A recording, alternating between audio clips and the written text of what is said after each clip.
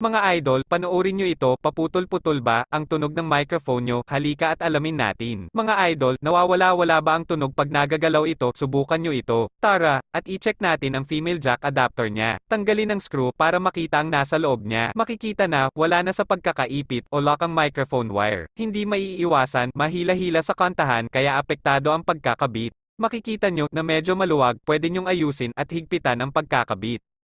Ilagay natin sa tamang ayos, itulak ang wire cover hanggang tumapat sa may lock o pang-ipit. Saka, dahan-dahan higpitan ng maayos ang mga wire at iwasan dumikit ang hibla sa ibang linya. Ganon din ang gawin sa kabilang wire, higpitan ang pagkakabit ng maayos at iwasan ang hibla na dumikit sa kabilang linya.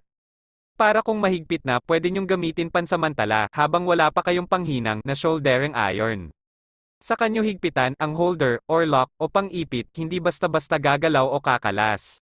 Pero kung may mahihiraman kayo ng soldering iron o panghinang mas mabuti at matibay, siguraduhin maganda at maayos ang pagkahinang para matibay at matagal-tagal magagamit. Pag okay na, mahigpit na pagkagawa sa holder na hinang ng maayos na wala ng hibla ng wire na nakalabas, pwede nang ibalik ang cover ng microphone jack at screw, tuloy ang masayang kantahan. Thank you, paki-share.